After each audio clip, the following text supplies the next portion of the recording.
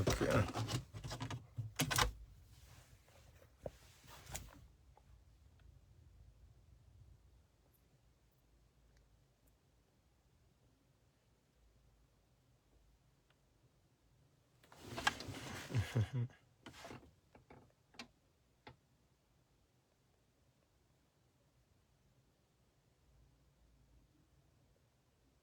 Okay.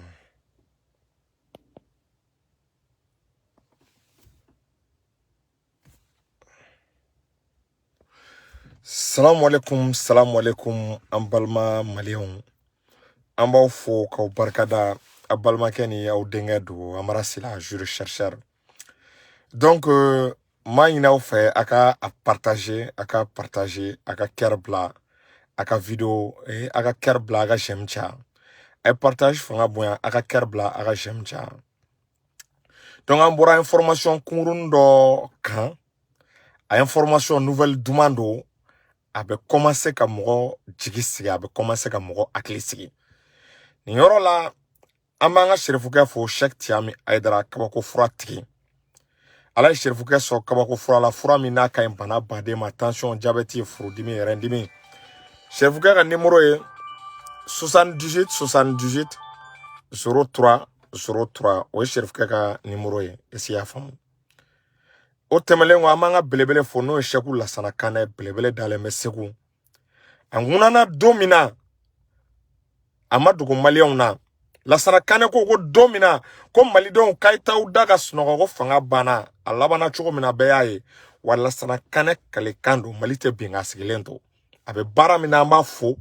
ka Buye Aidara, Sharafa, Usman Sherif Madan Aidara, Sufi Bilali o, esi y'a faamu, ani Mali karamɔgɔ n'a dɔnnibaga kelen-kelen bɛɛ, u bɛɛ folen bɛ. Segu karamɔgɔ n'a dɔnnibaga an bɛ minnu ye télé la, u bɛɛ folen bɛ ani yɔrɔ la. Ka Lasana Kanɛ ka mugadamu fo n'o ye Abubakar ye, n'a bɛ Kati o folen kɔ. Ka Segu jelikuntigi fo n'o ye Tijani Koyita, Segu jelikuntigi, a ka foli bɛ, a ka Segu autorité morale, a fana ka foli bɛ ani yɔrɔ la. Sheikh Lasana Kanɛ ka mugadamu dɔ bɛ n'o ye Sheikh Sikaso, a fana folen bɛ ni yɔrɔ la. Donc ka Segu Tunkara fo. I b'a dɔn malidenw, an bɔra nouvelle ni information dɔ kalama, est-ce qu'il y a faamu min ka kan ka mɔgɔ la nisɔndiya.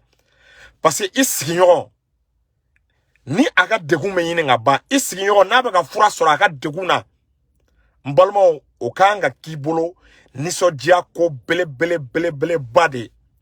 Parce que Faransi gɛnnen, Mali kɛlen ka Faransi gɛn, Faransi taara dogotu kun ɲini Burkina, a taara dogotu ɲini Niger, k'ale b'i sigi ka makɔnɔli kɛ ka Mali déstabiliser. Mais il me semble que Burkina bɛ ka bɔ Faransi ka contrôle kɔnɔna la. N'a hakili b'a la o donna Burkina premier ministre a y'i kanto la a kana n wele. Burkina est-ce y'a faamu, u ka premier ministre a y'i kanto n'a hakili b'a la ko il faut changer de partenaire, ko ka partenaire changer, est-ce y'a faamu, ko Burkina ye partenaire caman essayer, ko il est temps e hakɛ to mɔgɔw bɛ k'an ka directive tigɛ, u bɛ k'an wele, ko il est temps Burkina ka partenariat o ka changer, ko il est temps, est-ce qu'il y a faamu, Burkina ka mɔgɔ wɛrɛ lajɛ, a ka partenaire wɛrɛ lajɛ. I b'a dɔn n'i bɛ Faransi gɛn, langage ni expression dɔ de bɛ, i b'o langage n'a expression de utiliser la. Choguel nana an kala o de la, Choguel ka doctrine na, Choguel nana n'i bɛ Faransi gɛn, État commencer dɔrɔn i ka partenaire changer, n'i ye partenaire changer Faransi tɛ se ka to i ka jamana la, a b'a ka minɛn cɛ. Bon Burkina ye o sira de ta, Burkina bɛ ka o sira de tagama, o sira senfɛ an y'a ye k'a fɔ ko Burkina ye drone dɔw sɔrɔ, an y'a information sɔrɔ ka bɔ magazine na, magazine min n'a bɛ wele ko Africa Intelligentsia, ko Burkina ye drone 5 sɔrɔ, drone TBD ka bɔ Turki yɔrɔ la. Drone n'u bɛ esi y'a faamu, drone minnu n'u armelen don, ni missile b'u la, n'u u ɲɛ ka di, u bɛ se ka kɛlɛ kɛ de jour et de nuit. A bɛ fɔ a ma des drones furtifs, des drones capables d'éliminer beaucoup de terroristes. An y'a mɛn ko sisan ko Burkina armée bɛ ka baara kɛ ni o ye. An b'a fɔ tare, bravo à l'armée burkinabé. Ni changement radical le ni mu y'a yira k'a fɔ an bɛ se ka commencer ka da la ko Burkina bɛ ka changement ta, Paul Henri Damiba a bɛ ka virage ta à 100 à l'heure, à 100 degrés, a bɛ ka virage ta k'i cɛ janya ka bɔ Faransi la. ni Burkina commencera ka matériel sɔrɔ Burkina mago tɛna jɔ France la a mago tɛna jɔ France ka renseignement na a ka armée de l'air bɛna équipé a yɛrɛ bɛna se ka opération kɛ ani Mali bɛ se ka jɛ ka kɛlɛ kɛ ɲɔgɔn fɛ je vous rappelle Mali fana ye drone commandé est-ce que vous voyez donc nin b'a yira k'a fɔ Burkina premier ministre a tun bɛ politique ni dynamique min kɔnɔ o politique n'a dynamique n'o tɛ dɔwɛrɛ ko ka partenariat changer ka France bila k'i bolo di mɔgɔ wɛrɛ ma a hakili b'a la Paul Henri Damiba nana Assimi Goïta rencontrer en allait Assimi rencontrer information m'a filtré mais caman b'a bisigi k'a fɔ est-ce qu'il y a faamu n'i ye ko analyser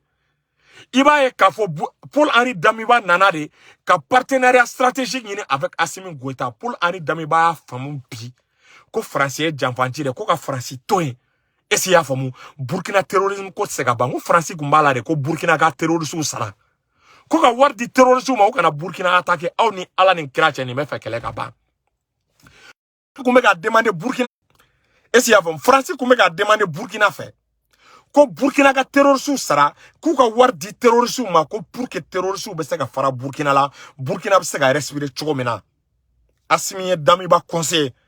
Assimi ko Damiba ni Ala y'i ci ka wari di terroristes ma k'i b'u sara aw ka terrorisme kɛlɛli a tɛna ban fiyewu Burkina tɛna lafiya terroristes fɛ i bɛna ye diɲɛ don o don terroristes bɛna Burkina tɔɔrɔ wa Assimi ma dogo a la Assimi y'a yira la ni mi yɛrɛ ta ka bɔ France bolo wallahi ni mi yɛrɛ ta don dɔ peuple burkinabé bɛ wuli i kama Assimi y'a yira tuguni Paul Henri Damiba la a ka bolo di Irisiw ma a ka partenariat cɛya Turkiw bɛ Chinois bɛ Iraniens bɛ est-ce qu'il y a faamu Irisiw bɛ ninnu bɛɛ partenaire stratégique de Assimi Goïta y'a yira Paul Henri Damiba a k'a lajɛ a ka baara kɛ ni jamana ninnu ye wa ale ni Damiba u bɛɛ bɛna jɛ ka baara kɛ ɲɔgɔn fɛ ka Burkina frontière ka sécuriser bon coopération fluide de bɛ ka daminɛ san an bɛ wagati min na i b'a ye o de la ko Burkina ye drone sɔrɔ drone TBD by Actar n'o ye Irisiw ka drone ye actuellement bi diɲɛ kɔnɔ i b'a kalama k'a fɔ drone ta a kan drone TBD i b'a kalama ko tubabuw y'a drone baden de san k'a di armée ukrainienne ma armée ukrainienne ko ka se ka Russie bombarder a drone ninnu dun u bɛ ka Russie sɛgɛn hali dɔɔni u bɛ ka sɛgɛn quoi ça c'est une évidence mais min fɔ ye ni Burkina ye o drone sɔrɔ a yɛrɛ ye o y'a a mago bɔlen France la a tɛna France ka dɛmɛ demander a tɛna France ka appui aérien demander a tɛna fɔ Barkhane ye ni kɛlɛ gɛlɛyara ko Barkhane kana u dɛmɛ nin b'a yira Burkina armée u bɛ k'u ka autonomie sɔrɔ nin b'a yira Burkina armée u jigi sɛmɛyɔrɔ ka ɲi nin b'a yira Burkina bɛ fɛ k'a ka yɛrɛma hɔrɔnya de ta est-ce qu'il y a faamu parce que Paul Henri Damiba ani Assimi tɛ se ka coopérer cogo si la k'a tɛgɛ to France bolo tant que a ma partenariat changer tant que a ma mɔgɔw changer jamana minnu nana k'u bɛ ka terroristes kɛlɛ mais en réalité olu de bɛ ka terroristes former en réalité olu de bɛ terroristes cɛ est-ce qu'il y a faamu k'u cɛ avion kɔnɔ ka n'u fili i ka jamana kɔnɔna la Assimi Goïta ye preuve dɔw fɔ mɔgɔw tɛ min dɔn a ye preuve dɔw yira Paul Henri Damiba la o Damiba bɛ preuve dɔw dɔn o de la sisan Damiba bɛ k'i labɛn a bɛ k'i sɛbɛkɔrɔ labɛn mɔnɛ bɛna bɔ Burkina sɔrɔsiw la ne ye nin nouvelle ye est-ce qu'il y a faamu magazine Africa Intelligentsia ko Burkina ye drone 5 sɔrɔ i b'a kalama k'a fɔ a diyara ne ye fo k'a fɔ a to ten ne y'a dɔn est-ce qu'il y a faamu France ka buru sisira Burkina ne France ka ko bannen ne mena wakili jigin ma wakili jigin yɔrɔ dɔ la est-ce qu'il y a faamu o yɔrɔ ye mun ye a b'a kalama k'a fɔ a tɔgɔ bɔtɔ filɛ kɔnɔ premier ministre Burkina premier ministre kɛlen k'a fɔ ko ka partenaire changer Burkina ka avion nalen a b'a kalama est-ce qu'il y a faamu Paul Henri Damiba ye déplacement min kɛ Mali la fa de wulila Macron na Macron y'a ka chef d'état-major a y'a ka chef d'état-major a ka armée ɲɛmɔgɔba ko wuli est-ce qu'il y a faamu le 9 septembre du 8 au 9 septembre ko ka taa kuma Paul Henri Damiba fɛ ko Ala kana cɛ a ka bolo di Irisiw ma ko ka taa ko Damiba kan'i bolo di Irisiw ma a kana bolo di Chinois ma a kana bolo di Turkiw ma ko Damiba k'a to k'ale France bɛ don Damiba jigi kɔrɔ Damiba tigɛra a la quoi i b'a dɔn n'i bɛ France gɛn i b'i labɛn de i b'a fɔ ko ka partenaire changer i bɛ armement de ɲini n'i kɔgɔra wagati min na dɔrɔn i b'a f'u ye k'a ka minɛn cɛ Mali y'o de k'u la o bon i b'a kalama k'a fɔ Burkina fɛnɛ bɛ o sira de kan donc je pense que Paul Henri Damiba vraiment il est à féliciter l'acquisition de ces nouveaux matériels de guerre vraiment va permettre à l'armée burkinabé vraiment de bouter les terroristes hors de leur territoire. Ça va leur doter d'une grande autonomie, surtout leurs forces de défense aérienne.